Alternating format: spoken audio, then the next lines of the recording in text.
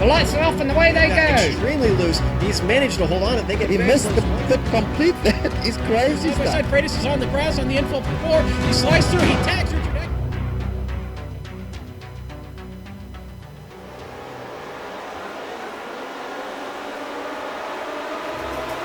Hello everyone and welcome to Homestead-Miami for the season opener of a series that we are all very excited about.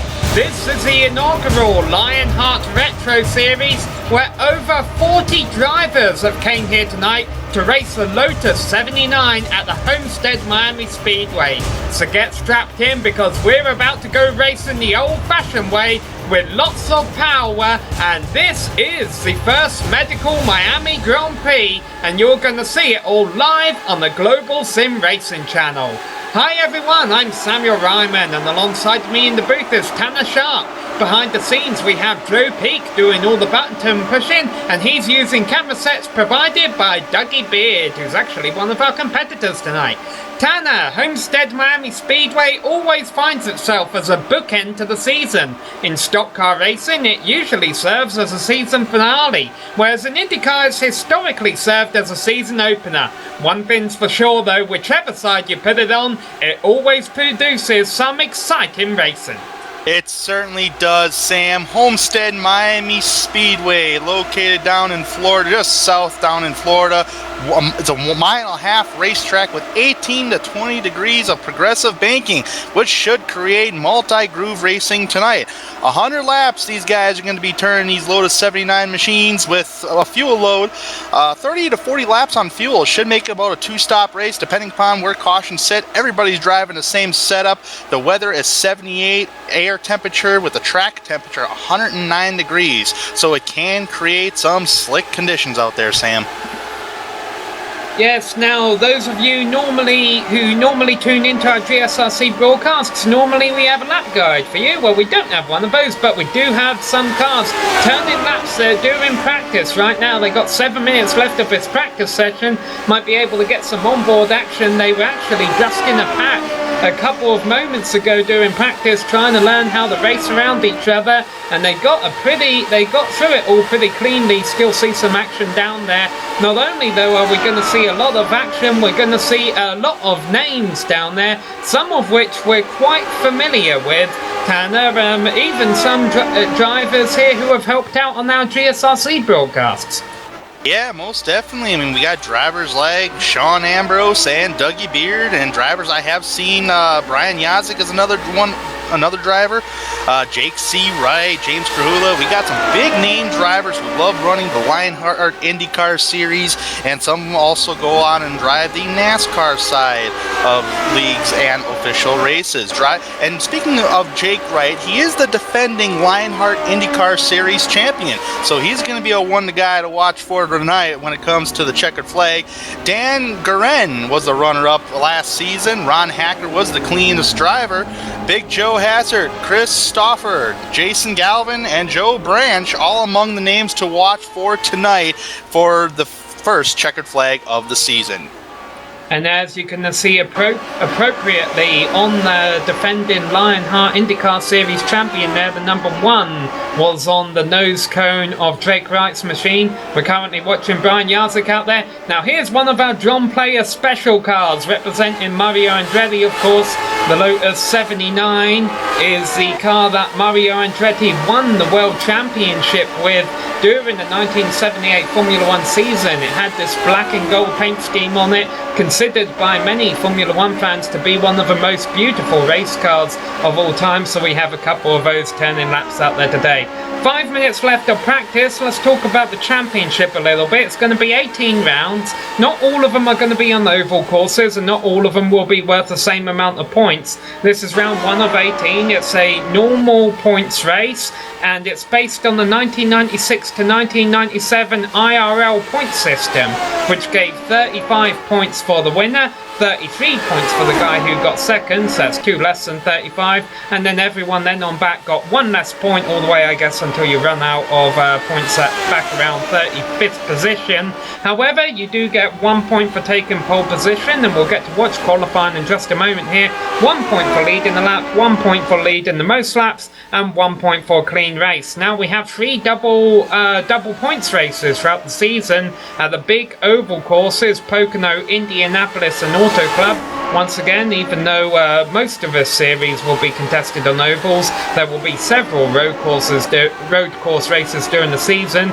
We have a big field of 40 cars here tonight, so expect some drama most likely. However, the drivers will be wanting to stay out of it, because as revolutionary as this car was, it still can be quite fragile, especially when these drivers are running at 190 miles an hour and no free repairs, Tanner. They won't want to get torn up out there. Yeah, you don't want to get torn up out there, and I've had the opportunity to take a couple laps in this car, and I tell you what, Sam, it almost feels like to me like it's the Xfinity Series version of IndyCar Series. I mean, you're only going 190 miles an hour compared to a DW12, you're going much faster. But I tell you what, one little lick to these cars, man, it really kills your momentum, and it can cause a lot of damage on the race car. So you want to keep every single piece of that car nice and clean, and the draft here on a track like this, especially with the progressive banking, it is huge. I'm telling you, you got to get out of the gas if you're in somebody's draft, and sometimes drivers will shift down to third gear just to slow down enough, and then try to regain their momentum and try to get back in the draft again. So it's definitely going to be a crazy race tonight in these Lotus 79s.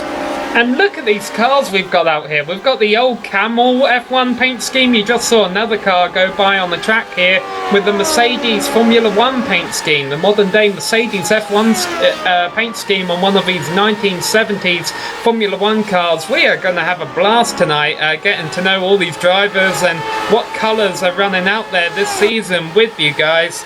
A couple of more things to note, talking about the difficulties of racing this car and the fact that there's no free repairs.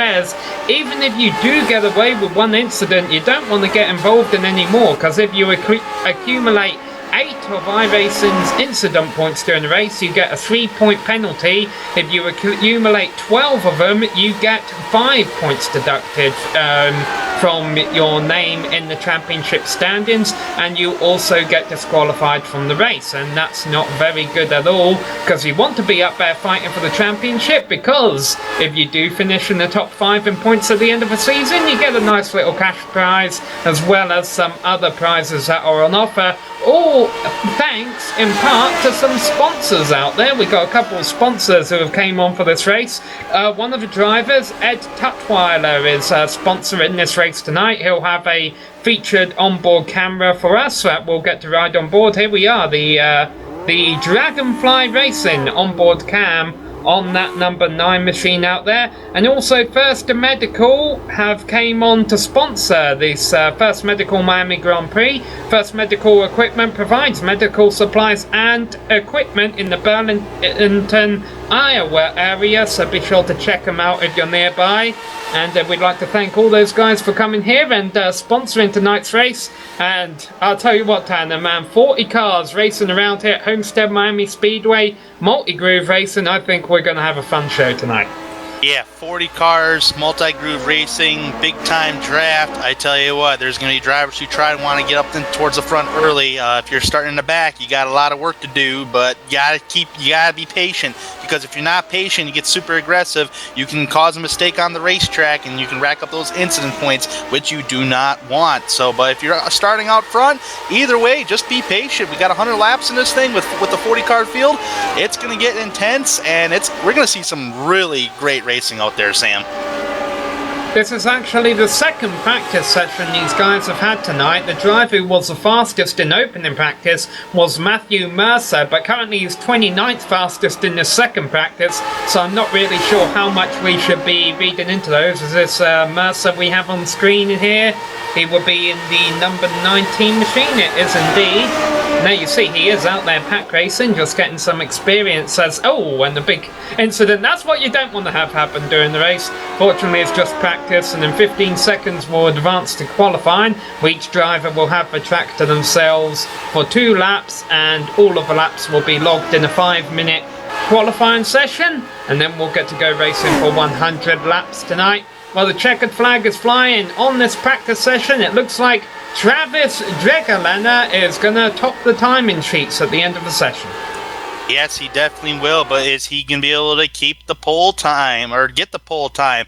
I don't think you're going to have any drafting assistants out there, so you're just going to have to try to pull out the best lap time that you can.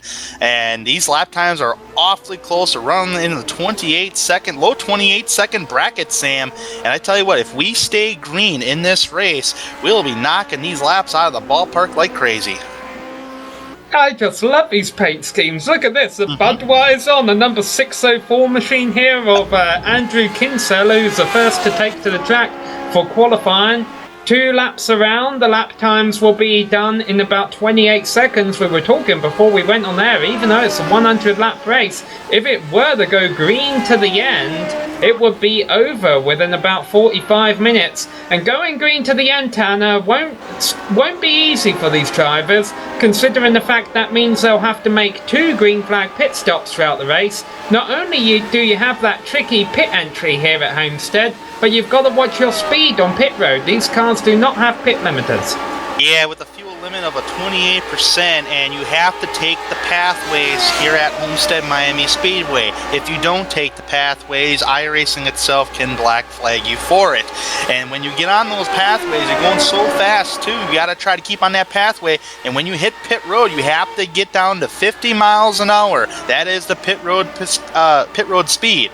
Now, once you're on pit road, do not overshoot your pit box, because if you overshoot your pit box, you're going to cost yourself a lot of time on the racetrack.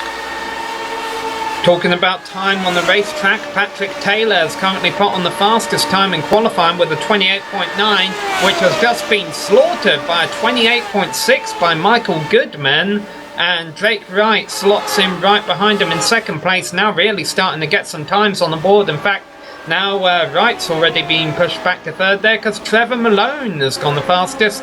James Kahula also jumping up there. trying to keep you up to date here. We will give you a full grid rundown before we go green flag racing here tonight. Talked about paint schemes earlier at the top of the show there, Sam. One paint scheme that has really caught my eye is the Menards paint scheme of the number 42, Jason Galvin. He has yet to take a qualifying time, but we'll see what he gets to get on top of the board. Over 25 drivers have taken a qualifying time, and even much more now, up to 34 now, has taken a qualifying time, with Trevor Malone still on the top. James Krahula, who's, in my knowledge, more of a stock car guy, if anything, he's on top of the board up there in second place, so nice big run for him. But another driver that we've said to keep an eye on tonight, he's so far starting in 6th place. That is Big Joe Hazard. Yeah, one position ahead of Drake Wright. Finally seeing what the number 42 is going to do here in qualifying. There's still several cars out there on track, even though we've just got 2 minutes left of the session and a lot of cars who are put on time. Right now, Trevor Malone, James Krahula, Dan Guerin and Michael Goodman, your top 4 drivers. Every single race this season will have rolling starts, even the road course races, and all the restarts will be rolling starts as well. And as we mentioned, these drivers were practicing those during their practice session, and they seem to do a pretty good job. Hopefully they'll be able to pull that off in the race as well. Yeah, most definitely, and this is just round 1 of the season. You don't want to get caught up in accidents early. There's over 40 drivers in this race. I count about 43 drivers so far starting this event tonight. And we talked about incidents before, Sam. You get involved in an incident early, it's going to plague your start of the season, and it's going to be a kind of a tougher hill to climb up there into the point standings. So you really want to try to keep it consistent and keep it out of trouble tonight. Yeah, and all 43 of those drivers that you mentioned are in the server. 3 of them have elected not to turn a time yet, although I believe Robert Bluin is currently on course in the number 77 machine, although he's actually came to a stop on the front straight. Tommy Ryan and Joshua Vincent also yet to turn a time, and I'm beginning to think they're electing not to do that, and they're actually going to start from the back of the field. They'll have 100 laps to get through the field, but with 40 cars and pack racing, I'm not sure how easy that will be to do, because there's not going to be a whole lot of tyre strategy going on, Tanner. It takes 10 seconds to do a full 4-tyre stop and fuel in these cars. Just take 4 tyres each time. Yeah, just take 4 tires each time and get on out there and keep logging laps until it's really time ready to go. And speaking of lap times, I tell you what, the top 3 cars in the practice session were not the top 3 cars in qualifying. So we do have a mixed bag of drivers who even were 35th in practice have qualified in the top 10. So we do have a mixed bag of drivers have the opportunity to start up front tonight. Yeah, and the checkered flag has fallen on the qualifying session, so let's go through that order for you, although we expect it will change a lot tonight. Trevor Malone has a pole position ahead of James Krahula. Ryan Otis was the driver who jumped up to the top of the timing sheets very late on in the qualifying session. He lines up alongside the Lionheart IndyCar Series runner-up from last season, Dan Guerin, in 4th. Michael Goodman and Joe Branch on row 5 ahead of Big Joe Hassett and Jake Wright. Jason Galvin and Jorge Anzaldo round out the top 10. Outside the top 10, starting 11th tonight is Prairie Digel. Starting 11th, Doug Leary will qualify 12th tonight. Ian Adams, 13th. Michael Peters qualifies 14th. Brandon Limpman will qualify 15th. Bob Mikes, 16th place tonight. Mr. Brian Yazik will roll off in the 17th spot. Tony Schoen rolls off 18th. 19th place is Dylan Lee. Rounding out the top 20 as the cleanest driver in IndyCar Series last season is Ron Hacker. If you like our cameras tonight, you can thank a guy starting in 21st, Dougie Beard. He'll be lined up alongside Chris Lanini. Brian Greenlee will be starting behind alongside Sean Ambrose. He may run into internet trouble later on. Fortunately, he's here for now. Patrick Taylor and Travis Dregelner round out row 13 ahead of Matthew Mercer and Vincent Blumenthal. Andrew Kinsella and Jared Turnbull round out the top 30. Outside the top 30 tonight is Rory Collins starting 31st. Chris Stauffer rolls off 32nd. James Paulson 33rd. Ed Tutwiler will roll off 34th. Brennan Hobart will roll off 35th. J.M. Cormier will roll off 36th. Dustin Warlow rolls off 37th place tonight. Frank Beiser rolls off 38th. And 39th, Tyler Turnbull. Rounding out the top 40 cars of the top 40 is David Altman. 41st is Robert Bolin. Tommy Ryan in 42nd has elected not to take a qualifying time. And Joshua Vincent rounds out the 43-car Lotus 79 field. Now, of course, that could all change before the cars even get to the track. And iRacing, when they grid up on pit road like this, they do have the option to pull into their pit stall and start from the back of a field. There may be some drivers who elect to do that. But right now, the leaders are rolling off behind the Ford Mustang pace car. It'll be one pace lap. And there you see one of the cars moving into its pit stall. They're trying to get the number on that machine. But the number 3 machine is Ian Adams. 33 machine was Michael Peters, who was meant to start right next to Ian Adams. He'll be starting from the back of the field. Alright, Ford Mustang pace car leading them down the back straight. Trevor Malone is on pole, lined up alongside James Krahula for the inaugural race in the Lionheart Retro Series. This is the first medical Miami Grand Prix presented by First Medical Equipment. We're about to go racing as they go through the banking of turns 3 and 4. 100 laps of racing action, 150 miles coming your way on the Global Sim Racing channel. When the Ford Mustang pace car peels off, Trevor Malone will have control, and within 1.5 miles they will be up to 190 miles an hour. He's on the lap pedal now. The green flag is out. We are racing at Homestead-Miami Speedway. Great start to the race by Trevor Malone as these drivers, all 43 of them, hit the banking, 18 to 20 degrees of banking for the first time tonight. Trevor Malone out front, James Krahula in the second spot. Ryan Otis is up there in third, and fourth place, Dan Grennan and Michael Goodman round out your top 5.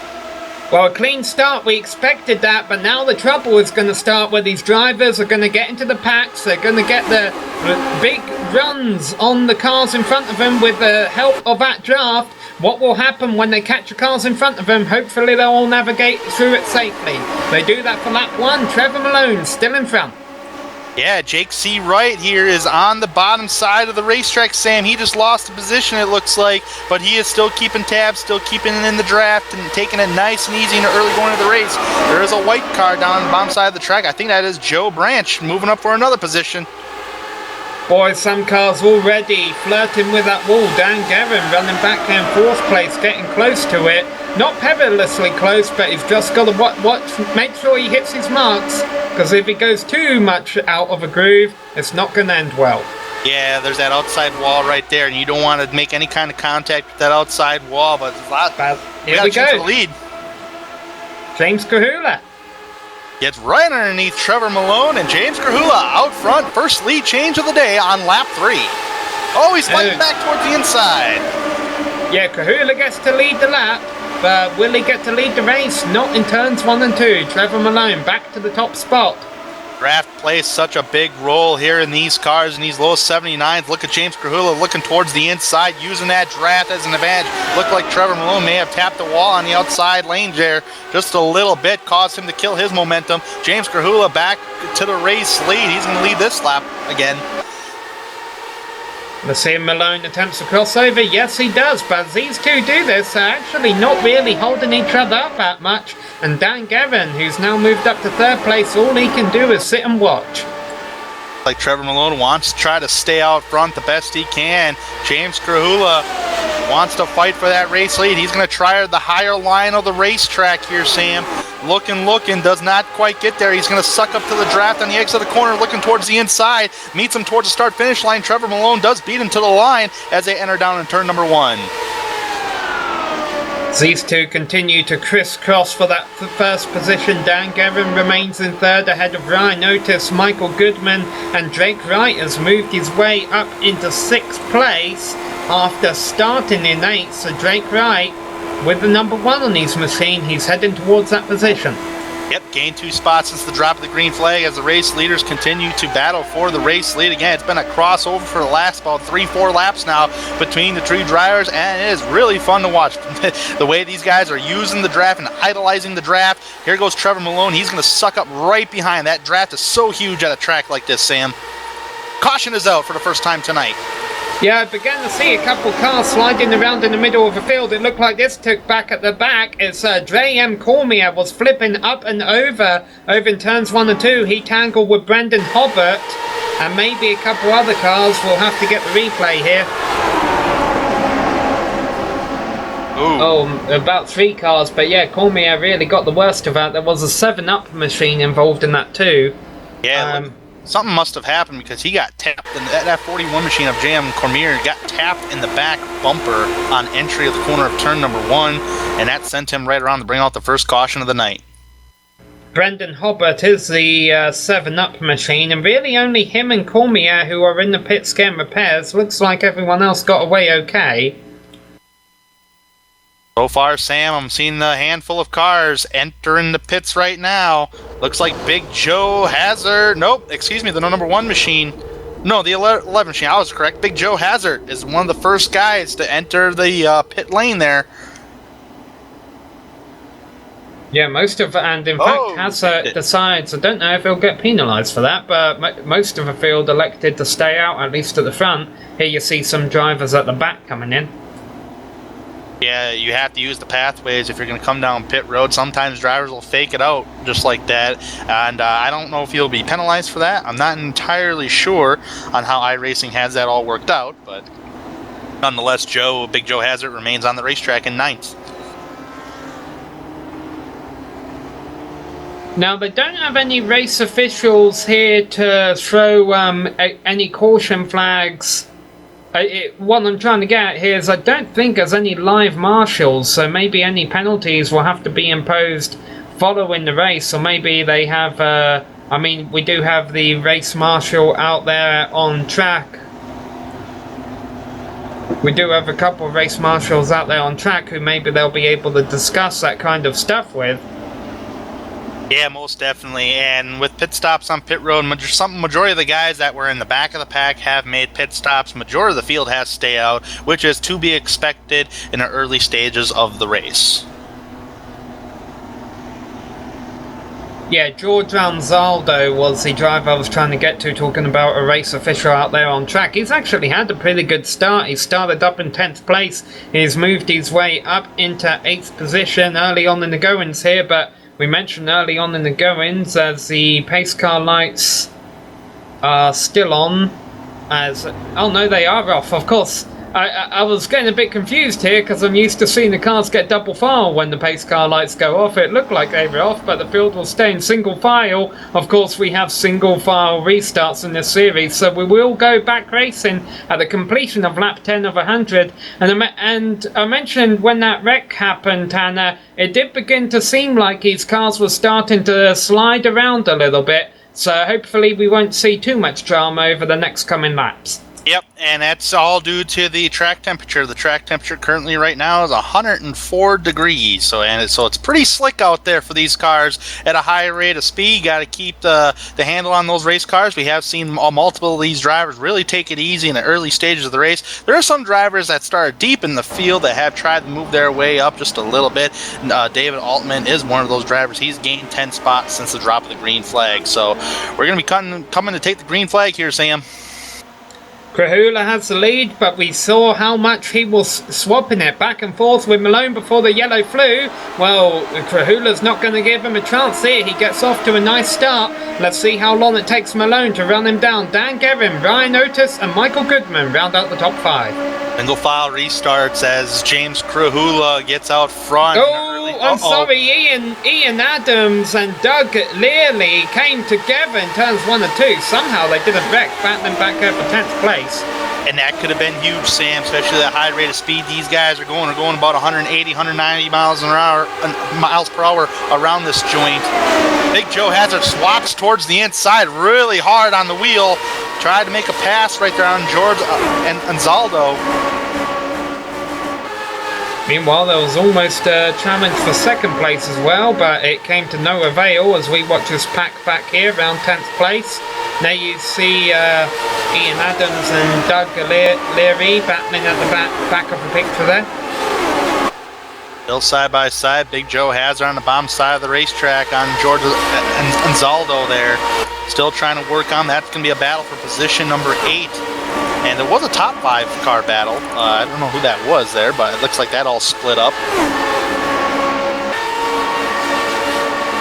Well, there's about to be a lead battle once again. Malone has run Krahula back down as they go through turns 3 and 4 here. He's not able to make a move. Oh, and actually pushes in the middle of a turn. He's still within striking range though, given how big that hole is. The Lotus 79 is punching through the air. Yeah, definitely, Sam, because when you get on entry of the corner of the racetrack, and you're in somebody's draft like that, and you're still on the gas, your car's going to push up the racetrack towards the outside wall, causing drivers to get out of the gas and sometimes shift it down to third gear to regain control of their race car. Krahula holds on to the lead. Dan Guerin finally coming up into this mix. And what about Ryan Otis back in 4th place? He is running with the Marlboro colours. Marlboro colours have had a very successful history in open wheel racing. Ryan Otis trying to give him another W behind this as we watch out the back of Trevor Malone, who's looking on the lead for James Krahula right here. Battle for the lead and battle for third. Yep. Oh, looking towards the high side, not 100% clear just yet. James Krahula is going to get a nice run to the line. He does beat Malone to the line. That may be helped thanks to the draft of the 3rd place car, Dan Guerin. Still battling for the race lead. Yeah, battles here don't seem to be resolved within a lap. Malone has the upstairs if he wants it, but he's leaving it open for now just to play it safe. Krahula kind of alongside him still. Now Malone finally goes up front as Dan Guerin actually pushed a bit in 3rd place exit in turn 4. That could cost him the lead and the caution is out. Who that's for? Saw one car spinning on the back straight. Dustin Wardlow I think is involved. And Rory Collins maybe. Oh yeah, definitely, Sam. Looks like that these drivers back here were battling pretty hard, and they were in a 3-wide situation entering turn number 3. And it looked like there was a car on the bottom side of the racetrack that may have clipped the apron and accidentally washed up the track there. Yeah, I think there were just too many cars fighting over too little space here as we watch a replay. Dustin Wardlow gets clipped down here, but then he got a pretty couple nasty hits here late on. One by the camel car there, and then a yellow and green car kind of rushed by. We'll try and get names on those for you. That was Rory Collins, that light blue car on the bottom side of the racetrack in a 3-wide situation. He accidentally clipped the apron of the racetrack. Now you got to remember, folks, that apron of the track is completely flat compared to when you're entering the corner like that to 18 to 20 degrees of banking, and you just clip that. It really upsets the car and washes the car right up the racetrack. Is this Jason Galvin? Yes, it is, because he is actually still going around on track. Even though I think he took a pretty nasty hit here, it doesn't seem to have done that much damage to his machine. Yeah, sometimes, Sam, when you hit head-on with somebody, sometimes for some reason it ghosts you. And it doesn't bring severe damage to your race car, but it does give you some incident points. Right now, it looks like he must have some kind of damage or might be getting some 4 fresh tires on that thing, since he's in the back of the pack and going to take the opportunity to pit. Yeah, a lot of the drivers at the back pit, and I'm surprised none of these drivers up front are, because the fuel window is about 40 laps as far as they can go on fuel, and you'd think anyone who pit here, it would be a stretch, but given that we've had 2 caution flags in the first 20 laps, I think it would work. Could make it to the end on one more stop. Unless maybe, Tanner, they're thinking if there's enough caution flags, they could make it to lap 50 and do it on one stop that way. All part of a strategy. A, they're trying to keep their track position, and B, if you're starting up front, you're going to do what the leaders are pretty much going to do. And just looking at the top 10, Sam, I'm not seeing any really big movers. There's pretty much a good guy. There's a guy back here that's really moving. He's in the 14th spot. That's Ron Hacker, started 20th. He's up to 14th place. He is taking one car at a time. He hasn't pitted yet, so that's pretty much the biggest mover on the racetrack that I am seeing so far, but everybody's pretty much staying consistent with one another. Yeah, so much pack racing, and these guys definitely don't want to take that many risks early on in the stages. Well, all the cars are bunched up like this, no free repairs, and they're not in cars that can really take much of a beating. Pace car lights stay on for one more lap. I have a feeling they'll go off next time by. When we come around to complete lap 20, still Malone lead in up front ahead of Krahula, Gavin, Otis, and Wright.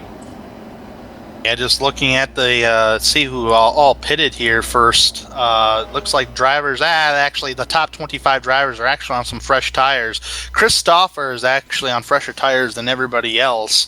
So that's probably much of the top 23 cars that haven't pitted yet. So much of the field still early in the race. Only 2 cautions, 81 laps to go. Plenty of time to stay consistent. Yeah, and it seems like it's not really the track conditions that have been catching these guys out. It's just been close racing. I think both cautions were brought out by drivers who were in a 3-wide scenario. Of course, the thing that worries me is the fact that the later we go into the race, the more of that we're probably going to see. Yeah, most definitely, and we've already seen some consistent racing battles for the race lead between Trevor Malone and James Krahula, and everybody within at least the top 20 are really taking it easy with one another, and if they get a big run, they'll try to go towards the inside. They're really giving each other a lot of room, and that's what's producing the great racing. And sometimes when you're in a 3-wide situation and going 190 miles an hour, a lot of the air moves around these cars so much, it can really upset the car on entry of the corner of the racetrack, so you want to really be careful in the early stages of this race. Lights are off on the pace car, so we will be going back to green flag racing next time by. Let's try and get a camera on the driver sponsoring this race, Ed Tutwiler. He's one of those drivers, I guess, who has made an early pit stop because he's currently back in 26th position in the number 9. Hopefully it won't be the last we'll see of him, as we'll get an onboard of him running under the caution flag here. This is a Dragonfly Racing onboard cam, having a look at all those cars that are in front of him right now. He's going to want them to be behind them. The good news is he's got a long way to do that, and if it does go green to the end, if he was one of the drivers who pitted recently, he might be one of the drivers who can make it to the end on just one more stop. However, Malone is currently leading the field right now as they come through turns 3 and 4. We're getting ready to go back green flag racing. Yep, the pace car is going to take a hard left turn once again here at Homestead-Miami Speedway. Trevor Malone is going to be the race leader for the second time tonight on a start/restart. Let's see what kind of a restart he gets here. Nice big old jump. James Krahula still keeping tabs with him because of that draft. Green flag. We are back racing at Homestead. Man, I just love looking at all those colours on the front straight there. It really does look like an old F1 race. A green car passing a red car right now is Joe Branch moving up to 6th ahead of Michael Goodman. In fact, Goodman's kind of got shuffled out of a groove here. Might even lose 7th place to the league organiser, George Anzaldo. George Anzaldo on the bottom side of the racetrack, having a good race with Michael Goodman. Does not complete the pass, but he is under attack from Big Joe Hazard. So Big Joe Hazard goes underneath him. Let's see what he can do down in turn number 1, side by side. Not able to close it up just yet. Meanwhile, a challenge for the race lead, but this is interesting. I think this is the first time we've seen one of them go to the high side to try and attempt to pass. As Krahula using the high lane to try and get by Trevor Malone. Looks like it might finally work. And I wonder if that's because the tyres are starting to go off on Malone. It's harder to run that low side late in the run. We've seen it with Big Joe Hazard fighting Anzaldo down in turn 1, and he could not complete the pass on the bottom side of the racetrack. And we just seen it here for the race lead. Couldn't really compete with the guy in the higher line. So it looks like the racetrack is changing just a little bit as the tires wear off. The higher side looks like it's the groove to be in at the moment. Oh, look at Malone washing up the racetrack, pushing really tight. That's allowing James Krahula to get underneath him, still battling for the race lead. Yeah, that's the problem. Malone was trying to make a really good pass on that low side, and it looked like it was going to work because he had the short way around. It's also a tighter curvo, and that bit him on the exit, but he gets a nice exit this time as they go down the back straight. Once again underneath James Krahula as these two switch the lead for about the 20,000th time tonight. Yeah, and it's going to be even more 20,000 times, maybe 40,000 times, because these guys... Ooh, Krahula really close to that outside wall. I tell you what, you couldn't fit those tires to that wall with a piece of paper. Oh, look who's on the bottom side of the racetrack. Yeah, Dan Gavin mixing it up here. Oh, we're really mixing it up, Sam. 3 wide for the race lead. This is how our cautions have came, but Gavin finally wants to make it through. Now, of course... Oh, boy, yeah. Oh. The drivers 4th on back are getting a really nice hole in the air to try and draft up with these 3. I'm not sure if they want to make this pack look any bigger than it already is. But Dan Guerin comes out the race lead after all that. Oh. James Kreuler's dropping back. Tell you what, there was about maybe 3 more cars that was catching the top 3 cars. That would have been a 7-car accident if that 3 wide got any closer. But so far, yeah, James Kreuler, he's in trouble. He's on the higher side. Looks like he's losing some grip here. He's getting passed by a bunch of drivers. The number 26 machine down there, or the 28 machine, excuse me, of Joe Branch passes Kreuler. Yeah, and you saw at the front of your screen, Malone is challenging for the lead again, once again on that low side, but as we mentioned a little while ago, it's not as easy for him anymore. Dan Guerin putting up a good fight upstairs.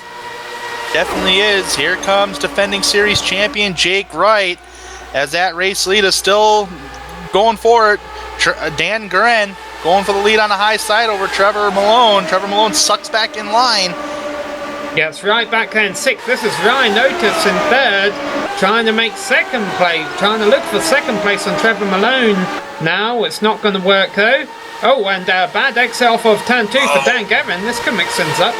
Man, Malone shot out of line, dives down into turn number 3, about to take the race lead away once again. He wants that race lead, pushes up the racetrack. And right now, Dan Guerin uses a little draft to get back right by him. Man, Joe Branch, haven't mentioned him a whole lot, but he started in 6th. He's made up to 4th in the yellow flies. Spun car on the front straight. It looks like a minor incident. It's Chris Stouffer.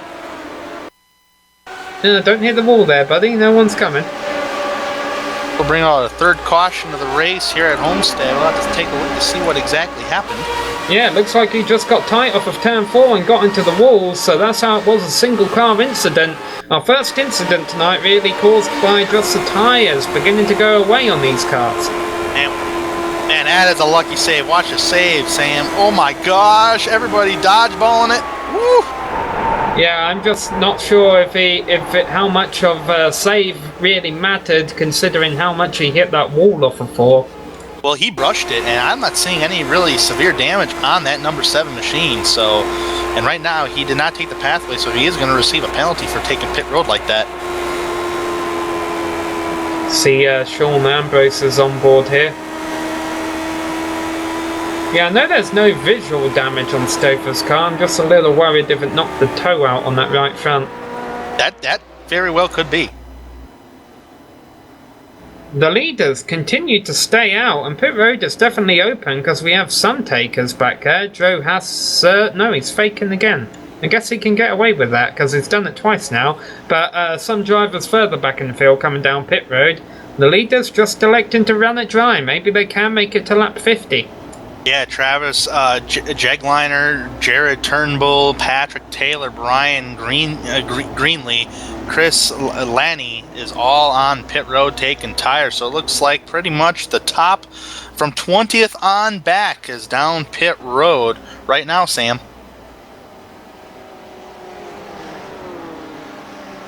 Well, Gavin and Malone will lead the field when they go back to green flag racing. I can't really blame these guys back here for pitting now that they're at the back of the field. It doesn't lose them that many positions or time to elect to play the safe strategy and hope for maybe a long green flag run. We've been getting them in. A lot of great green flag racing out here, but also 3 cautions early on. We're working the 3rd one here. We're going to take a quick break. We will be back for the restart here on the GSRC.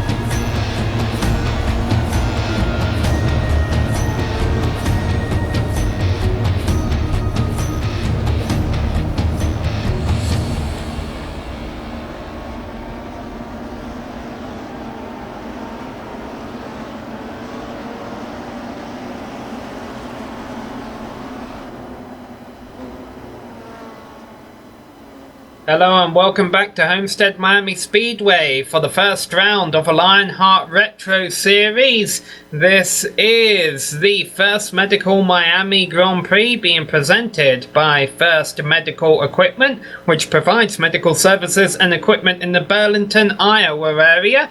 The good news, of course, in iRacing is even when we do see the big one in these crashes, even with the open cockpits here, no drivers usually require that much medical attention after a big wreck. Fortunately, haven't had to worry about that a whole lot tonight. Just 3 cautions, even though we're only 30 laps through this race. Still pretty impressive, considering we had 43 cars take a green flag here, and Dan Guerin is about to lead 36 cars still on the lead lap, back to the green on lap 34. Dan Guerin is going to get on the loud paddock green flag. We are back racing Homestead-Miami Speedway. We have yet to see anybody really escape the pack. It's been really tight quarters since the drop of the green flag. Trevor Malone's trying to suck up to that back bumper of Dan Guerin for the race lead. Here he goes towards the inside off of turn number 2. Ryan Otis back there in 3rd place. He'll try and make his name go to the top of the board if he can. Malone is a driver, I think, who is probably the best contender right now for leading the most laps, because he's been, if he hasn't been leading this race, he's been in 2nd place, but right now he's leading again, although Dan Guerin, well, that was a late mover. Yep, didn't cut Dan Guerin any slack on entry of the corner, but he was kind of forced to right there, otherwise he was going to get runned over. Dan Guerin back out front. Trevor Malone still fighting for that race lead, having none of it. The lowest position he's been in all race long has been 2nd place. You're right, Sam. So Trevor Malone's been wanting to keep his Lotus 79 out front. And caution is out. Again. Yeah. Brandon Lincoln, oh, a big wreck, exit in turn 4. There's multiple cars involved. Oh. Michael Peters hard into the wall. Huge accident coming off of turn number 4 there. And it looks like Brandon Linkerman and Brian Yazek have made contact. Oh yeah, that's Yazek getting loose there, exit in turn 4. It was just a 2-car incident, and then more cars turned into it. Oh, I'm sorry, that was Linkerman who got loose. He has a similar paint scheme as Yazek. Sam, if you look at Yazek on the higher side of the racetrack, I mean, it's really awkward how Yazek's car just turned like that, like somebody hit him in the quarter panel, and I did not see any contact with Brandon Linkerman or Brian Yazek. Possibly netcode, maybe.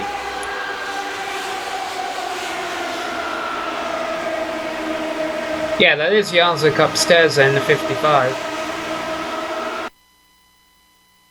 Yeah, we see Lincoln in the 73, the Lotus car. As you mentioned, really no contact there. Yeah, the way, no contact there at all, but it looked like Lincoln kind of drove straight into the wall like he had some wheel malfunction, something along those lines, as cars are on the inside really dodging this accident, and there's an accident forming up right behind these guys, actually. Something's going on behind. Everybody's trying to get through it. Yeah, I think that's where the guys were trying to react. The pit road has opened. None of the leaders have came in, except for James Kahula. He wasn't a leader at the time, but he was a leader early on. Maybe his car started to go off. We're going to keep getting some onboards here. Jason Galvin, remember, he had a narrow escape early in this race. He had another one right there. Wow. All right, 7 lives left for the kitty cat. I agree. I mean, if you can't go get underneath him, if you can't go to the outside, why not go underneath him? Wow! Great onboard camera from the Firefly camera. Yeah, what happened to Sean Ambrose here? Oh, no. Oh, well, maybe. No, you can see as damaged his front wing there. Could have been a lot worse, though. Could have been a lot worse. Mike had to take the opportunity to get down pit road to get that fixed in the early stages of this race so far. Yeah, and there's James Kahula we had on camera there, one of the drivers who took a scheduled stop. He was in front of that big incident. I mean, there's obviously been a lot of cars in the pits getting repairs. I think we'll give you a rundown after this caution of the amount of cars off the lead lap. I can tell you right now, Patrick Taylor, Jared Turnbull, Michael Peters, actually the order's shuffling as I speak, Joshua Vincent, Travis Dregerlener, who was the fastest in the second practice session, Brandon Lincoln, Matthew Mercer, Frank Beezer, Rory Collins, Dustin Wardlow, Brandon Hobart, and J.M. Cormier are all off of a lead lap. 19 cars have yet to go down pit road at all in this race. That's from first place all the way down to 19th place to David Altman. Bob Mikes in the 17th place, actually top 16, excuse me. In 17th is Bob Mikes. He's made one pit stop in this race. It's been 20 laps ago since his pit stop, and everybody else from behind has much, much fresher tires than everybody else.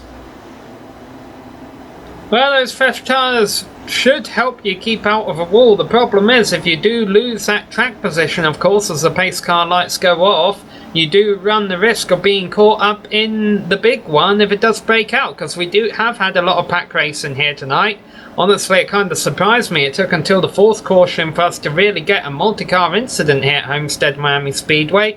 But these drivers have been keeping it clean tonight. We still have 30 cars out there, and I'm wondering how much longer our leaders can go without pitting for fuel. They have had some caution flag laps to save, and you can see they're doing all they can to save right now, running on that apron. I think they're waiting for the halfway point. If we can go another 10 laps and get another caution, which does make sense considering this is lap 40 and this is the fourth caution, I wonder if they'll come in then, knowing they can then make it to the end without having to pit again if we keep getting a caution flag every 10 laps.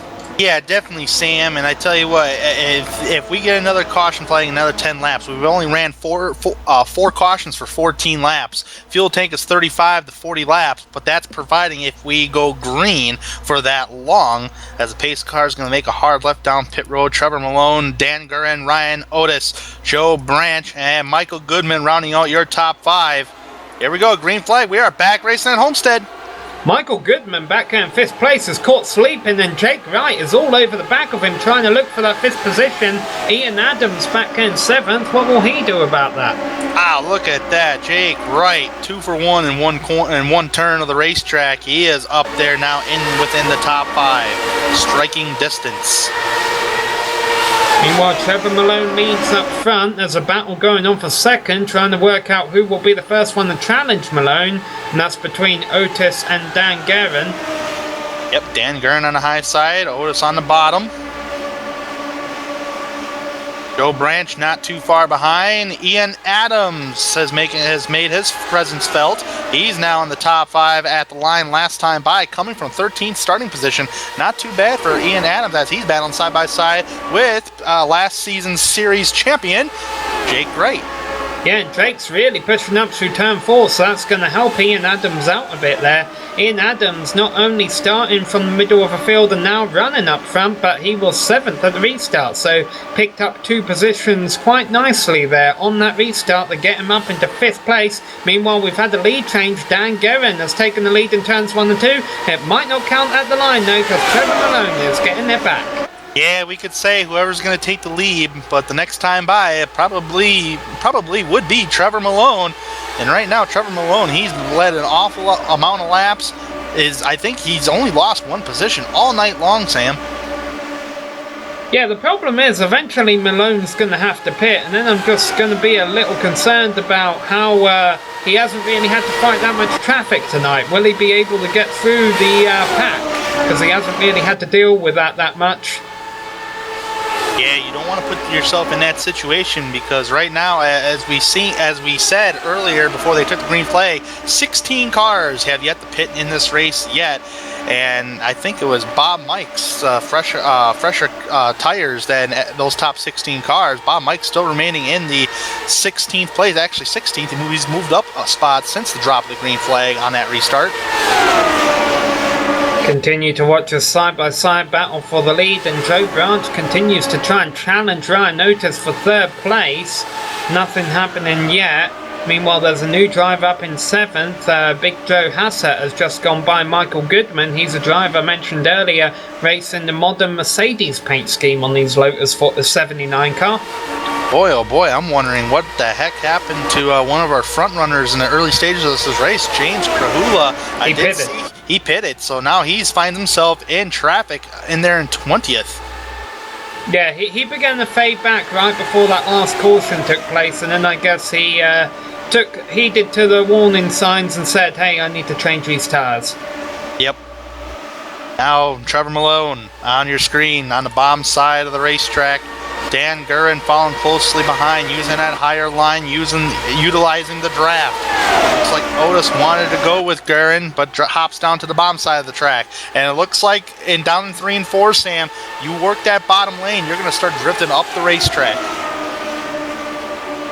Yeah, especially this late in the run when the tyres are getting worn. Now I'm wondering if his leaders are actually starting to hope for a caution flag now. I also wonder if these leaders can pit and still come out on the lead lap, considering the pit stops are fast enough.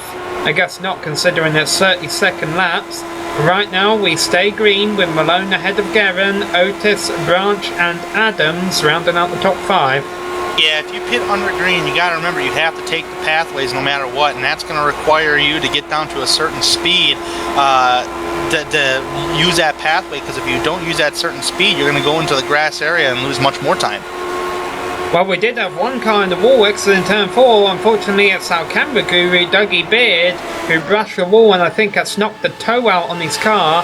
Fortunately, he's still pointing in the right direction for now, and we stay under green. And in fact, I think he's going to bring that number 15 machine into the pits to get repaired. So unfortunate there for Dougie, who had been running in the middle of a field all race long. Good thing he didn't pop one of his cameras out of line. Well, we'll have to double check on that. I don't think any of our cameras has ever been damaged out here. I'll tell you, Malone and Guerin are going to try hard not to damage their cars as they continue to run side by side for the top spot. As we hit the halfway point, boy, if this was NASCAR this year, I guess you'd give a point to Malone there. Yeah, definitely. It's been aggressive racing for this race, for the race lead here. And look at the fight for third place, though, as Joe Branch on the bottom side of the racetrack almost washed up into Ryan Otis. Actually, Joe Branch actually falls back just a little bit from the number 3 of Ian Adams. And Adams overshot turns 3 and 4, so Branch will have an opportunity to try and get 4th place back. So battle for the lead, battle for 4th. Yeah, I'm loving this cam too. These camera works are I'm sorry, I think we've got a car off in turns 1 and 2, and it's Big Joe Hassett saving it. He's doing some rallycross. I don't think these cars were made for that. We're going to have to get this on replay, because I think he had about 3 crashes in the first turn without actually having one. Let's see what happened to Big Joe Hassett entering the corner of the racetrack. Oh boy, Sam, it looks like that's playing in a factor. It looks like his car just stepped out, entering turn number 1. Beautiful save, though. Holy cow. Yeah, beautiful set of saves. Wow. He pulled a Kyle Busch of an IndyCar right there. Oh, I'm sorry. I thought we almost had the collision for 3rd, but it was just way in which I was looking at the turn, with Ryan Otis actually holding on to that position for now, ahead of Ian Adams, who's actually made up to 4th. That race lead still battling, man. Every time Dan Gurin tries to take it, Trevor Malone just strikes on back. Waiting to see if pit road will start to get busy soon. I have noticed some cars, pit road's been quite busy, because even the cars that were in the big one later on are still earlier on, are still out there trying to get back on track, because about 35th place still gets points. So even though, we have a 40-car field, so many cars were involved in that big one, we do have some damaged cars trying to race each other back there. And Big Joe's one of those guys that have pitted. He just decided to take a pit, and one of our leaders just did. We just saw Trevor Malone come into the pits this lap. All right, Sam, this is the sign of green flag pit stop starting right now. Got to get her woe down to 50 miles an hour. Trevor Malone on the pit road. Right behind him is Michael Goodman. Yeah, that's not good news for Malone, because that means Goodman really closed in on him on pit entry there. Malone had done everything right tonight, but I was not impressed with his pit entry. Right now, this is the crucial part of pit road right here, Sam, is don't overshoot your pit box. He doesn't. Gonna be about a 10 to 11 second stop with 4 fresh tires and a full tank of fuel. Michael Goodman is out and away. There goes Trevor Malone. And Goodman, man, he really beat him. I think that entrance to pit road had a lot to do with that exit race. Absolutely, and we'll wait and see how this plays out with Dan Guerin, who came into the pits next time around. Ryan Otis down pit road, our race leader. I'm keeping an eye on Guerin, who has an early pit stall here. Looks like he's going to lose out to Ian Adams in pit road. And I'm wondering if this is because these drivers who were running them back in about 6th or 7th, maybe they don't have to take as much fuel because they've been saving fuel while running in the draft. They have, Sam, but the more you're in that gas, the more you're using up the fuel. But, I mean, you're going to come down pit road to get 4 fresh tires anyway. You might as well just fill up that thing as best as you can. Number 1, series champion Jake Wright down pit road. Yeah, I'm just wondering if they didn't have to put as much fuel in it to get it full because they hadn't burned as much during the early part of a race. It's a possible theory as we watch Ryan Otis is coming out of the pits right now. I'm trying to work out. I think Ryan Otis is going to be ahead of all of them. He might, but there has been drivers like Chris Stauffer. It's been 27 laps since his last pit stop. He might stay out there a little longer. Joe Branch, Tony Schoen, all on pit road. Yeah, now these drivers who pitted shortly after the halfway point, they're all still going to have to pit again. I don't think it's until these drivers, as you mentioned, Joe Branch just pitting now. I'm not sure if it goes green to the end, if he can make it to the end of a race. Well, he's made 60 laps, Sam, and then he takes 25 caution laps off that 60 laps. That's how far he has made it. Alright, so now we've got Bob Mikes and Chris Stouffer currently battling for the race lead.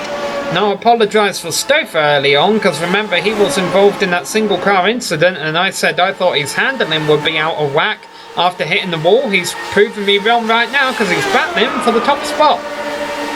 Allen for that top spot. Looks like he's going to have a big lead momentum, Sam. So him and Mike's crisscrossing back and forth ahead of Tyler Turnbull.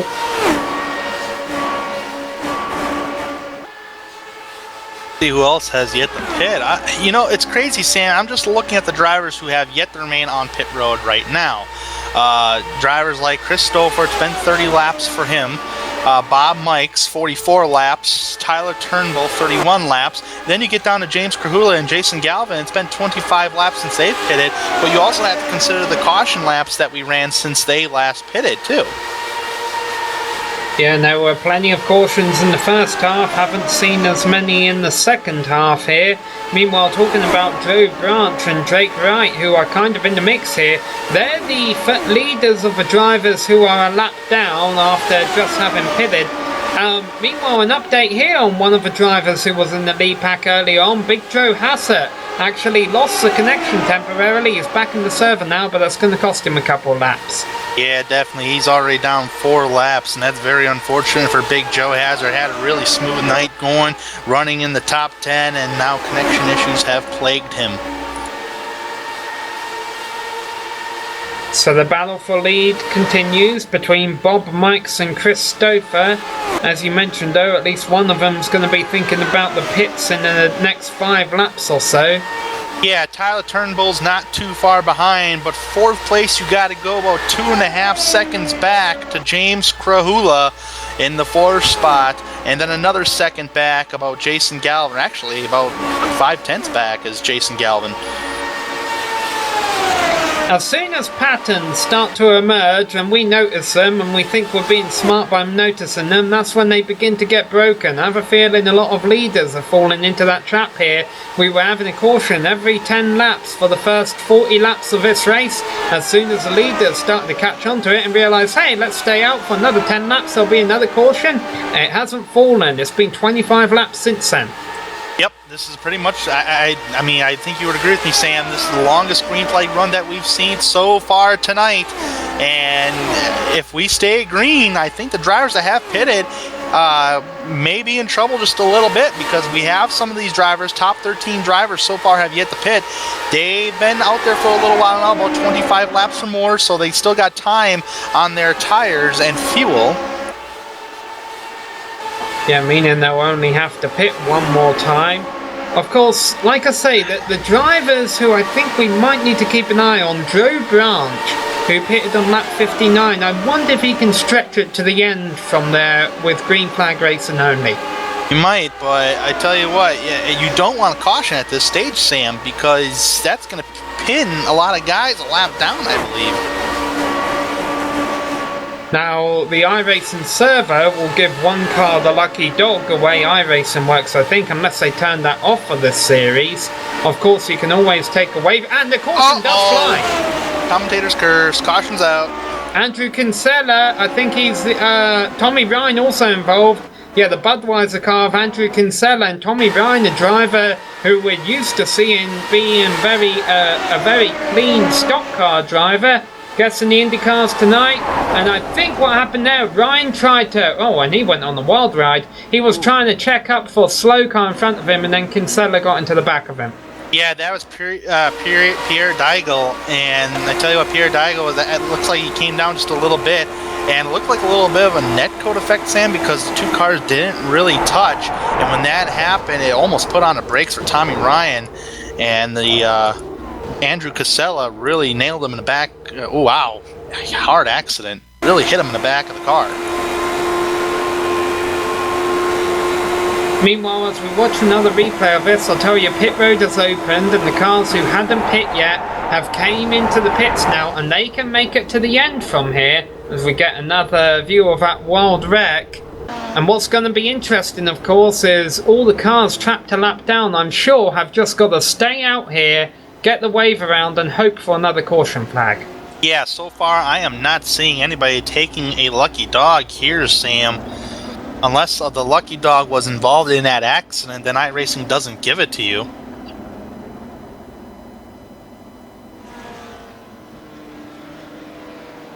Well, we'll wait and sort it all out for you. There's going to be a bit of sorting out to do, so to not confuse ourselves too much, we'll take a quick break here, and when we get back, we'll give you a full race rundown before we go back to green.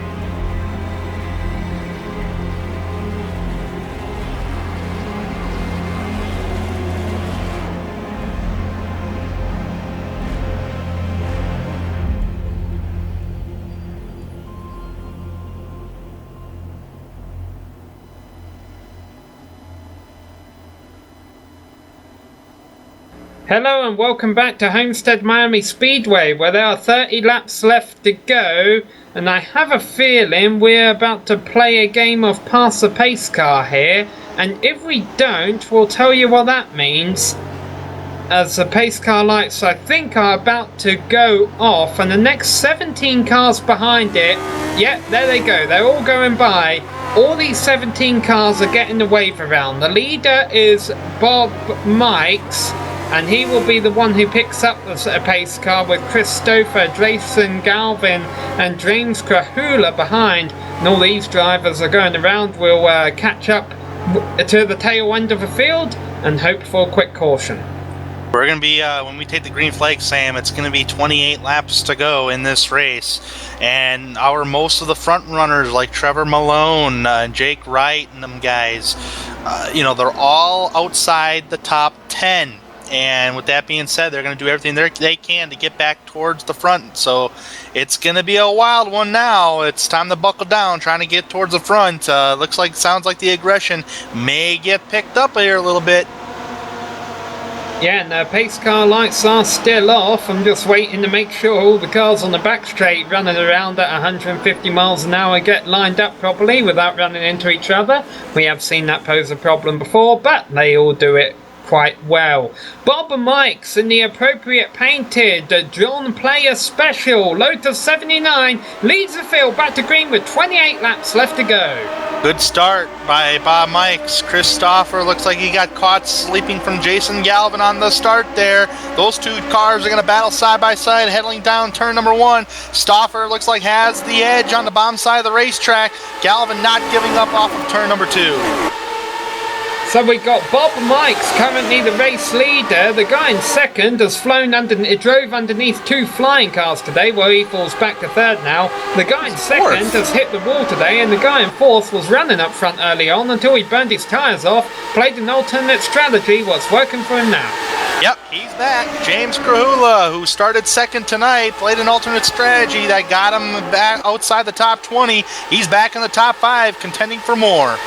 Oh boy, that's 3 wide exit in turn 2. We almost had our caution there with Sean Ambrose on the outside, Drake Wright on the inside, and Doug Learley in the middle. Oh, so close, man. Ever so close and never so fast from Sean Ambrose on back is just a hornet's nest. That's 9th on back. Well, these guys are all hoping for caution because they all just got the wave around. They don't want to be the caution, though. They don't, but we've seen a lot of these drivers that haven't been in the top 10 all race long have made their presence felt there, Sam. Yeah, meanwhile, we'll give you an update on the race lead. It is being challenged for. Bob Mikeso continues to have it. Chris Stouffer can't find a way around in the number 7, although he's certainly trying. Yep, Stouffer on the high side, trying to make something happen for that race lead. Bob Mikes tries to take it back there. He does get it back. Stouffer not giving up on that higher line of the racetrack. Jason Galvin trying to battle James Grahula. He cleared Grahula. That battle for the race lead still happening. Let's see if we can get an onboard on our league organizer, George Anzaldo, because he's right behind this pack and they're 3 wide in front of him right now, with Trevor Maloney, who was leading the early part of the race, getting very close to making contact with Big Joe Hassett, who's running in the middle of a pack multiple laps down after earlier connection issues. My goodness gracious, this almost looks like, especially with these great onboards, these Firefly onboards, really, I mean, it looks like a big old pack at Daytona or Talladega, except we're on a nice and wide racetrack of Homestead-Miami Speedway. Man, the racing's just picked up, Sam. Yeah, and I'll tell you, the driver who has the Dragonfly Racing onboard camera, Ed Tutwiler, is actually up there battling for 8th place alongside Drake right now. So he's really came up front after battling in the middle earlier on, and actually will ride on board him. Right now they're battling for 8th place. There's a car on his inside. You can't really see that from this camera angle. There he is. Dragonfly on board here on Ed's car, battling Jake Wright. Man, this is just exciting to watch. These guys trying to fight for position in closing stages of the race. Bob Mikes continues to lead this race. Chris Stouffer continues to try and take it away from him on the high line. Now these drivers have enough fuel to get to the end. I'm not sure we can say that for the drivers battling in that huge pack towards the back of the field. 20 laps left to go now. Yeah, that's very interesting you say that, Sam. Drivers like Jake Wright's been 22 laps since his last pit stop, but you do have to throw in caution laps. We're going to be coming to 20 laps to go here. That's a very good question. Michael Goodman's working on 25 laps, so who knows? That's a very good question. I don't know how much fuel they have in their cars, but it's something to keep an eye on. Oh, we got trouble. Yeah, almost didn't matter, and in fact, I think Doug Learley just hit the incident limit because he was almost in a big collision there, but then he disappeared. I wonder if he got disqualified for hitting 12 incident points. Yeah, might be there, Sam, because I am not seeing him anymore, so he may have hit the incident limit. Oh, and we got one car spinning on the back straight. He's in the grass. It's not going to bring out a caution. Travis Jegerlener, who was fastest in the second practice session, goes for about a 1,080-degree spin down the back straight. But because he was in the grass, no caution. And Chris Stouffer, by the way, is now the race leader. Oh, man, did he make contact?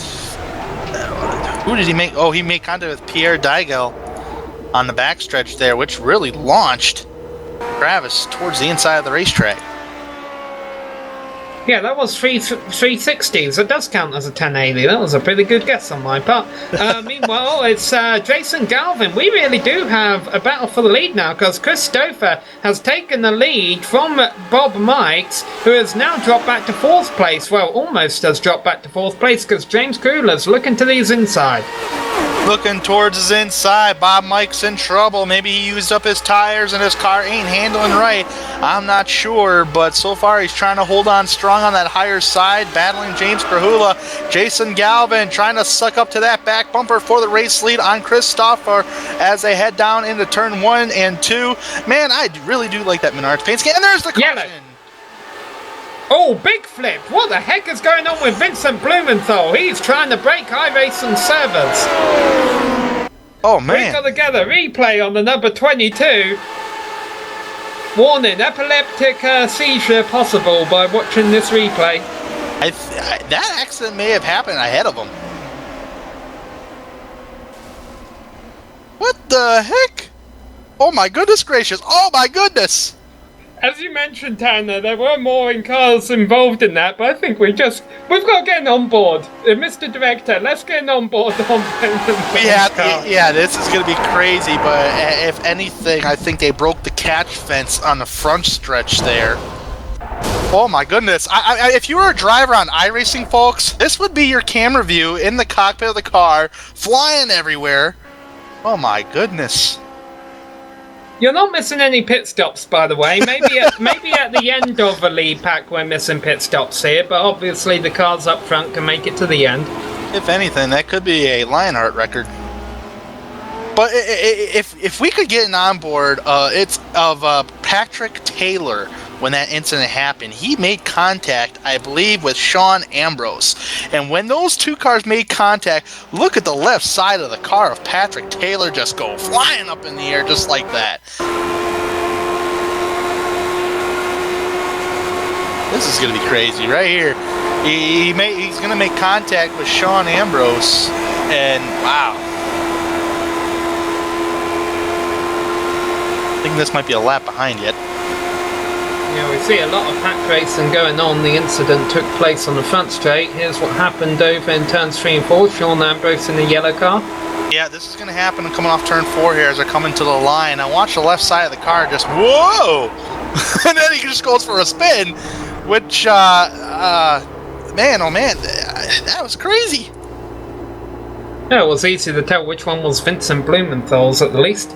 Yeah, Vincent was trying to dodge that accident, and he did dodge it. But I'm sorry, Tanner. Chris Stouffer, our race leader, just stopped on the back straight and took a tow into the pits. I don't know what was going on there, but he's lost the race lead. Jason Galvin is now the race leader. Oh man, huge change of events. Maybe he towed it for fuel, possibly, Sam. I don't recall these guys needing to go down pit road again. They should be pretty good. It's been 18 laps, and I know Stouffer was in the ballpark of Jason Galvin and Bob Mikes, James Krahula. Well, those are now our top 3. Jason Galvin, Bob Mikes, James Krahula, as you mentioned, ahead of Tyler Turnbull, and Jake Wright has managed to work his way back up into 5th place. And I just want to give a shout out to Chris Lellini, because we don't see enough pink race cars on iRacing. He's doing a pretty good job in that number 92 right now in the closing stages. I'd like to give a shout out to Robert Bluen. Started 41st, up to 8th, Sam.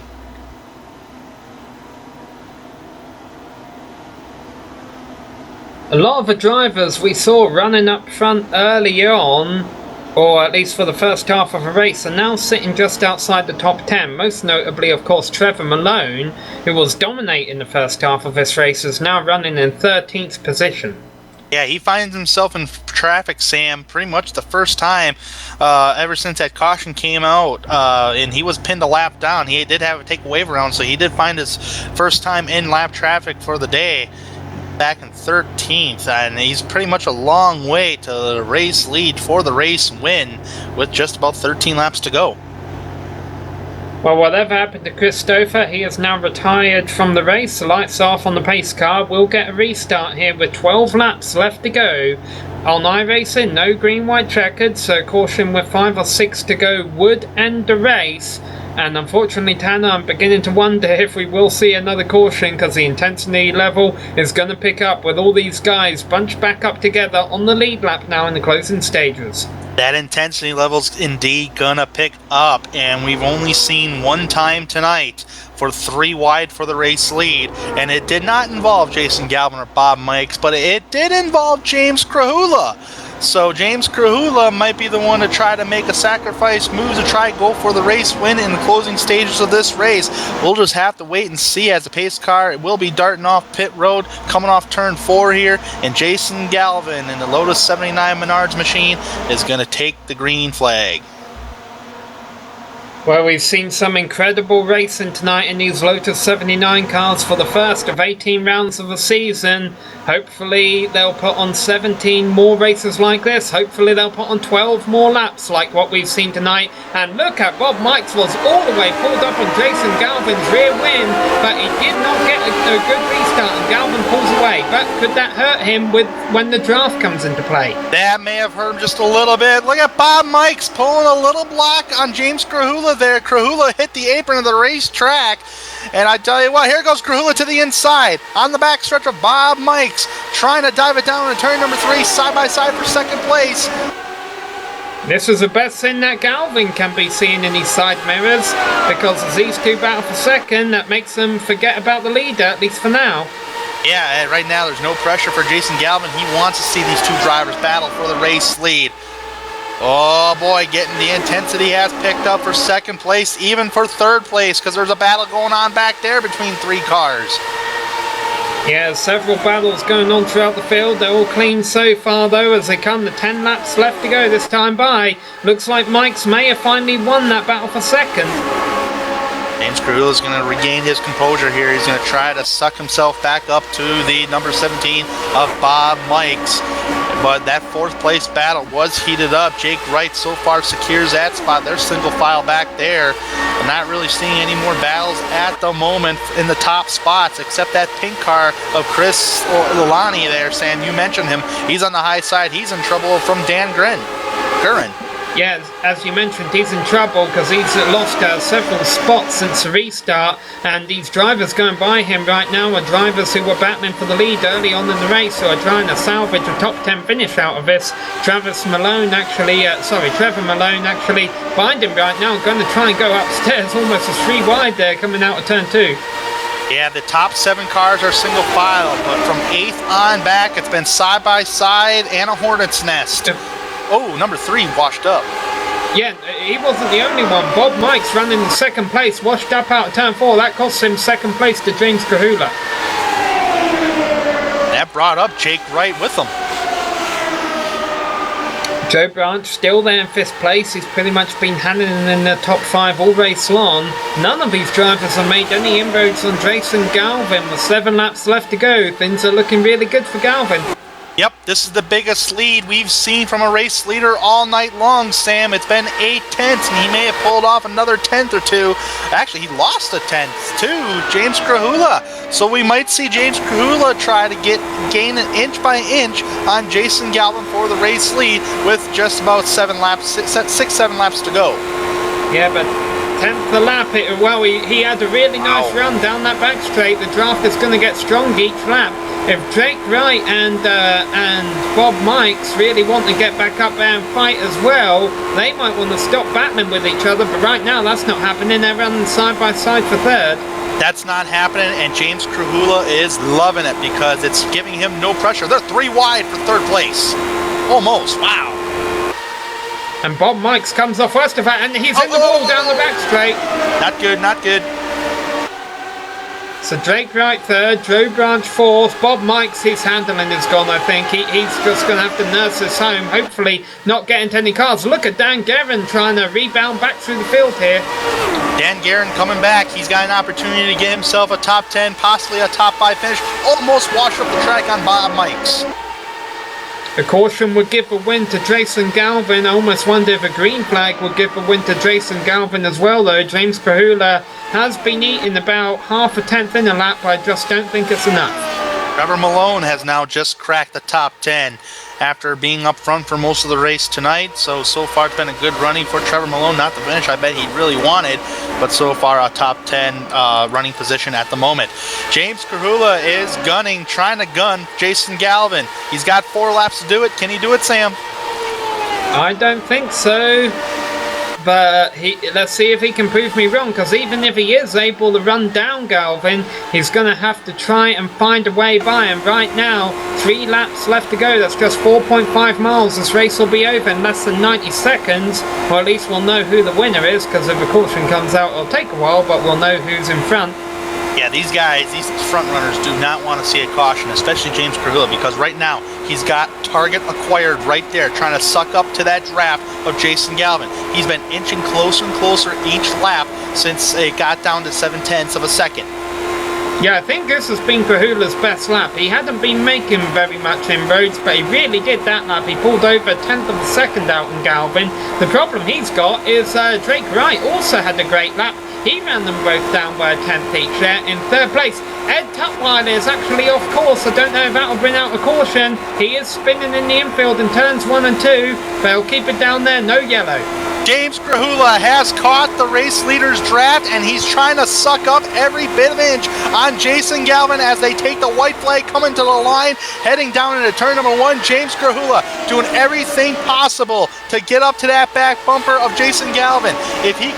If he can create legs down this back stretch, it could be close to a photo finish. Here he goes, using the draft, heading down to turn number 3. Looks towards the inside. Jason Galvin cuts him off, forces Kahula to check up. I don't think he's going to get to the line in time, and Jason Galvin is going to win the first series of the Lionheart Retro Series. And Jake C. Wright took advantage of it and takes second. Yeah, James Kahula really bobbled over there in turns 3 and 4, and that cost him that second position out of the final turn. As you mentioned, Jason Galvin takes a win here at the season opener. He had a really great final stint there and gets the 35 points and a couple of bonus points as well, I'm sure, on for that number 42 machine at the completion of this race. In fact, we'll get confirmation here. The drivers who finish the race with no incident points: Bob Mikes, Ryan Otis, Drake Wright, Dan Guerin, George Anzalo, Ron Hacker, Michael Goodman, Dylan Lee, Tony Show, and Joe Branch and James Kahula all get an extra point for a clean race. But Jason Galvin gets a moso with that race win. I think he's going to do a few celebrity burnouts maybe, or donuts for the fans here. He might be taking his time celebrating with his team over the radio. Here he goes in that number 42 machine. A lovely paint scheme on that car. He was ninth fastest in qualifying. He wasn't always up there up front, but he was when it counted. And he brings home the win here at Homestead-Miami Speedway.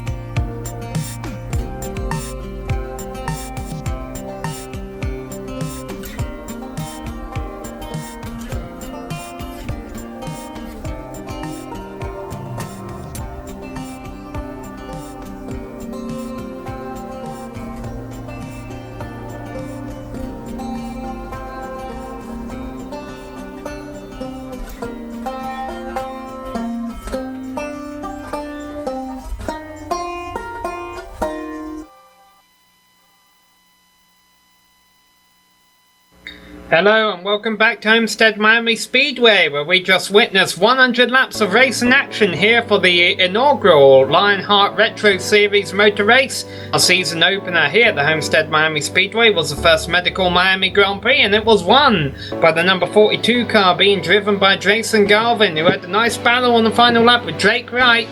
Wright came home in second place ahead of James Krula in third and Joe Branch in fourth. Ryan Otis, the only driver in the top 5 who doesn't have a name beginning with the letter J. If you're wondering what to name your possible racing son in the future one day, Ryan Otis came home in 5th position. Dan Gavin was in 6th place ahead of Trevor Malone, who I think led, if not the most laps, he definitely led the most laps in the first half of the race. He finished in 7th. Bob Mike's in 8th place ahead of Michael Goodman, and Tyler Turnbull rounds out the top 10. Outside the top 10, number 3, Ian Adams finishes 11th tonight. Tony Schoen finishes 12th. Chris Lalani, apologize if I have the last name incorrect, he finishes in 13th spot. Dylan Lee in 14th. Ron Hacker finishes 15th. Pierre Digel finishes 16th. 17th place is Robert Blowen. Sean Ambrose finishes 18th tonight. Ed Tutwiler finishes 19th, the last car on the lead lap. George Anzaldo finishes 20th, rounding off the top 20, 2 laps down. Yeah, these drivers all pretty much ran into trouble here during the race, including Patrick Dale in 21st, Joshua Vincent in 22nd place ahead of Joe Hassett, who had internet trouble early on in the race. He places 23rd ahead of Chris Stouffer. All these drivers got points though, including Vincent Blumenthal back here in 25th, who did some breakdancing for us on the front straight. David Atman in 26th ahead of James Paulson and Travis Dregeliner. And then behind him is Doug Learley in 29th place, so I think at the incident limit ahead of Tommy Reiner in 30th. Outside the top 30, Andrew Kinsella finishes 31st tonight. Brian Greenlee 32nd. Dougie Beard finishes 33rd tonight. Jared Turnbull finishes 34th. Mr. Brian Yazik 35th tonight on the board. Michael Peters 36th. Brandon Linkeman finishes 37th. Matthew Mercer will finish 38th. 39th, Frank Beiser. And rounding out the top 40, Rory Collins. Dustin Wardlow will finish 41st. Brennan Hobbert finishes 42nd. And rounding out the 43 car field, finishing tonight dead last, is J.M. Cormier. So some drivers had good races, some drivers had bad races. For our third place finisher, James Kahula, it really was an up and down race throughout the night. The good news, James, is it ended up towards the top. Dadgum, these races are so much fun, aren't they? Yeah, no, absolutely. We had a blast commentating the race tonight. A lot of strategy, a lot of racing up there, and I'm sure you're pretty happy with how it went down with you finishing up on the podium. Oh, yeah. I mean, this is my second time driving these cars. I did back with the Kart Retro Series. I was able to run with them once last year, and I had a great battle with Jake for the win at Chicagoland, and had another battle with Jake here tonight. Just I think that he mostly just came and kicked my butt there at the end, but yeah, the strategy worked out in our favor. We were catching Galvin there. I wanted to at least scare him. I didn't think I had a good chance to pass him there, but man, that was fun. And we both went for it, and it was an absolute blast. Man, these are just fun cars. Period. I love this series. Sadly, I'm not going to be able to run here that often because of Premier Racing League here on Thursday nights. There's going to be too much overlap, I'm afraid. But God, they're just fun. Just fun cars. I'm going to say, you were mentioning it was fun. I wanted to know what was so fun about it, because I mean, obviously it was fun from where we were as well, seeing all the racing. But do you think the car track combination was what's helping, or do you think this is something we're going to see at every track this season, no matter what the weather, no matter what the circuit, no matter what the setup, even though it's a fixed setup series? I mean, to be quite honest, tonight was boring from what you guys are going to see. The 79 is one of the best cars. First off, the sound is fantastic, and you have to have to drive these things. You know, when we're going to be here on Wednesday night here in a couple weeks, you know, you have just too much downforce and everything, and you know, you're going faster, but you don't have to lift nearly as much. So I mean, these cars, you got to get out there and you got to drive them, and that's what makes them so much fun. But when we get to a place like Chicago, I can't remember if we're going to Chicagoland or not. But when we go to some of these other 1.5 miles out there, you're going to this was nothing. We weren't really side by side that much out here tonight. You're going to see a lot more of that here later this season. I can promise you that. Well, we're absolutely looking forward to it. We're also looking forward to your Premier Racing League races out there tonight. James, usually I'd ask if there's anyone you'd like to thank here, but I saw on Facebook earlier you had an interesting story behind this sponsor.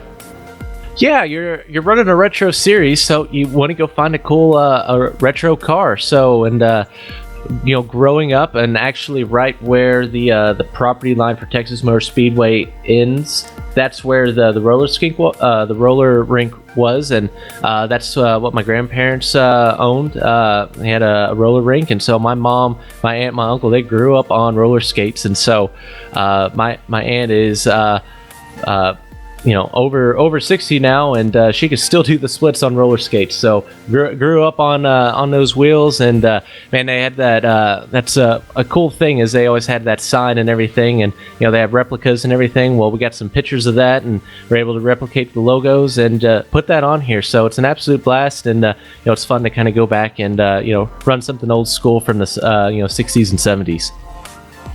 Well, we know you won't be able to make all the races, James, but we do look forward to seeing you back out on track. Congrats on the solid finish tonight. Thanks for coming to put on the show. It was fun. We'll see you guys around. Well, that was our third place finisher, James Kruger. Let's go one step up the podium to Drake Wright, who finished in second. Jake Wright, you finished. You finished second tonight with a lot of consistency. You were in the top 10 throughout most of the night, and you really made a charge on James Krahula there for the second spot after he tried going for the win down in turn number 3. I bet it got a little wild coming to the line there. Oh yeah, it got wild. I just got lucky that he made the move, and he ended up pushing up towards the wall, and I had enough speed to get around him. But just all night, car felt great, and it was just a lot of fun running in the pack with these things. Yeah, and it looked like it was a lot of fun. This is the Lionheart Retro Series, and when you're running in the pack here at Homestead-Miami Speedway, I tell you what, it really looked like you guys were running a little Daytona and Talladega out there. Are you always alertive on the track in these cars at such a high rate of speed? Yeah, you're extremely alert in these cars because sometimes they just have a mind of their own. They're extremely powerful and tonight we had a lot of downforce, but sometimes we won't have as much. But towards the end, I just figured out how to drive the car, and I think everybody did. I think everybody had a blast tonight. It was just a lot of fun. I can't just not say it wasn't fun. It looked like it was a lot of fun, a lot of pack racing out there indeed, and you guys really pumped up the adrenaline coming towards the finish there, at least in the second half of the race. Do you feel a little worried, though, when that one caution came out and put you guys a lap down to where you had to take a wave around? Were you a little worried that you weren't going to get a podium finish tonight? I was a little worried, but to be honest, I didn't think I was going to get a podium at all. At the beginning and for the first half of the race, for the most part, I was just hovering around 5th or just 7th. So just getting the opportunity to make it up to the podium was a big surprise to me. Yeah, most definitely. And now, since we got Homestead wrapped up in the books, we go 2 weeks' time at Michigan International Raceway, and that's a high-speed racetrack no matter what you are driving. How do you feel about your chances at Michigan International Speedway? Honestly, I have no idea. I would assume I assume it's going to be a pretty big pack race, so I'll treat it like Daytona most likely, where anything can happen. All right, Jake, you have certainly proved tonight. You may have not won the race tonight, but you're certainly proving that you are once again a championship contender in the Lionheart Series. Good luck in 2 weeks' time at Michigan International Speedway. Thank you. See you there. Back to you, Sam. Yeah, and the last driver we've called up with here is in victory lane tonight, Jason Galvin, driver of a number 42 car. First of all, congratulations, Jason, on your win tonight.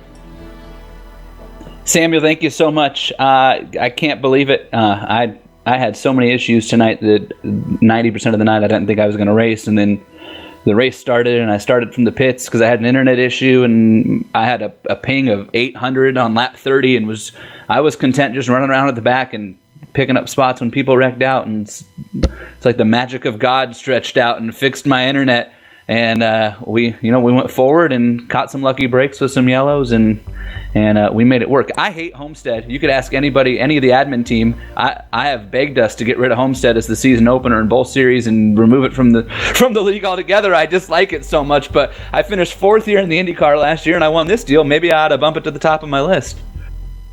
Now, Jason, I made a comment at some point during the race that I must have guessed you were Cat, and by my count, you had 7 lives left at the end of a race. How many cars did you fly underneath during this event? Oh, man. I have no idea. I mean, I flew under probably 3. At one point, I went under somebody, and he checked up, and the car that was up behind him dove in between, so we were 3 wide and bounced off each other. Chris Stouffer, when he blew up under yellow there, God rest that engine's soul. I mean, Chris wasn't even burning it that hard, and it blew up. I feel so bad for him because that ruined his chance at a win. But he blew up right in front of me, and if I wasn't paying attention, I would have run right over the back of him. So you're right. I used up a lot of my lives. I hope I saved a few more for when the DW12's here, though. Yeah, and at the end of the day, you mentioned you get up front, and obviously you came home with the race victory. You weren't expecting it at the start of a race, but once you were there, after Stouffer had that mechanical issue, leading the race in the closing stages, did you think you had what it took to hold on ahead of Drake Wright? I was really worried. I didn't know what Bob Mikas had, and I knew that I wanted to get clear of him on the start. And I felt like I timed the start pretty well there. Most people on the starts and restarts had been waiting after the pace car pulled off. I went the second the pace car made a move, and it got me a big gap. I had that gap. I felt pretty good. And with 5 laps to go, I looked up. I said, I think Rahula's going to catch me here. And then I looked up, coming off a 2 on the last lap. I said, I think I think he caught me. And man, he had a whale of a run into 3 that I had to throw the block on. I was actually worried because it pitched sideways on me, and I had to even lift a little. I was worried that Jake was going to drive by both of us there coming off of turn 4. I mean, Jake Wright's as good of a race car driver as anybody on iRacing. I don't care if he doesn't run Pro Series, this, that, whatever. When Jake gets in something and you beat Jake, it's a good day. You go to bed happy that night. So I felt pretty good for a while there, but I was scared on the last lap. I won't lie. All right, well, congrats on your win, Jason. We look forward to seeing you back in future races in the series, we hope, because you're leaving the points leader. Samuel, thank you. I'll be back, planning on running all year. Real quick, just want to thank everybody involved with this deal. The admin team has put in so much work on this series in 3 months since Jimmy approached us about taking over the Retro Series. And George Anzaldo and Brandon Linkman and First Medical Equipment's done to allow us to have the resources to take on everything here and to pick up the First Medical 100. And to Ed Tutwiler, who helped broadcast the sponsor the broadcast tonight. And the entire admin team, Bob and Ed and Pierre, Jake, Jesse, Dave, Robert, Patrick, I think that's all of us. Just a huge thank you to all of them and to everybody that's stepped up to sponsor races here and in the DW12. And we have 43 cars show up tonight, right? 41, 43, however many pit stalls. We filled it up. Dave Barber's an admin. He didn't even get into the race because we had so many cars show up, which is astonishing. 3 months ago when we picked this deal up, we thought if we got 15 cars on opening night, we'd be thrilled. So thank you to you guys.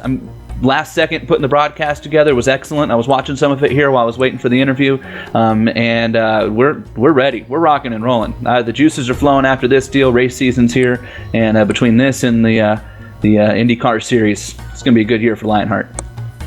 All right, well, thanks for coming to talk to us, Jason. We look forward to seeing you back out there. See you in a few weeks, guys. Thanks. All right, so that was our race winner, Jason Galvin. We do have one more driver who stopped by for an interview. Tanner's called up with our 8th place finish. I've caught up with Bob Mikes in the 17 Lotus 79 machine, and Bob, it looked like you were trying to get a podium finish tonight, and it did not happen. Looks like at least it looked like your car played an ill-handling race car. What happened in the closing stages of the race? That last restart, I was trying to defend the lead so hard, I just burnt up the right side just a little too much, a little too early. Yeah, and that's what it definitely looked like. And it looked like you were in trouble just a little bit, stuck on that higher groove of the racetrack, and everybody's going by you on the inside. How intense are these race cars when they get so close to each other out there on the racetrack like this? You know, I thought the DW12s were intense, but these things are ridiculous. It's constant side-by-side action. I just can't get away from it. So fun. Yeah, most definitely. It looked a lot of fun to drive, and for sure. Especially looking up here in the booth, looked a lot of fun to drive. Next track for this series is the Michigan International Speedway in 2 weeks' time. How do you feel about your chances there? You know, me and Michigan's had a love-hate relationship. I hate the track, but I always do good at it. So, kind of looking forward to it. All right, Bob. Well, we thank you for taking the time to talk with us tonight, and good luck in the future races in the Lionheart Retro Series. Thank you. You guys too. That was Bob, Mike, Sam finishing in the 8th place tonight, and I tell you what, this was some tremendous racing we've seen on a track like this, Homestead-Miami Speedway, Sam, and I'm really looking forward to watching and possibly being a part of commentating in this series in the near future, because it looks a lot of fun to drive. I'm just jealous because I'm not out there on the track doing it. Yeah, I'm considering the same thing, Tanner. Maybe get behind the wheel if they don't sign me up. And the series will be back in 2 weeks' time at the Michigan International Speedway. But before we close this broadcast for tonight, we got some people and organisers we'd like to thank. The organisers and the competitors, of course, in the Lionheart Retro Series. All of them here for coming tonight and putting on a great show. We'd like to thank them all. And we would also like to thank First Medical Equipment and Ed Tutwiler for sponsoring tonight's race. Thanks also to the makers of the various software and hardware that you see listed on your screen. Also thanks to the team today, Tanner Sharp, Joe Peak, and our camera guru Dougie Beard. If you'd like to find out more about GSRC, you can find it at globalsimracingchannel.com, along with archived races and upcoming broadcasts. Also on Twitter at GSR Channel and Facebook at facebook.com/globalsimracingchannel. And special thanks goes out to Eric Etcom and Casey Lalonde, who provide us with our music. You can buy Eric's on iTunes and Spotify, and Casey's at caseylalonde.bandcamp.com. All of our upcoming races for our other series on screen, so be sure to check those out, mark them down on your calendar, and don't miss another second of exciting racing action. But until next time, race clean, race hard, and we'll see you on the track.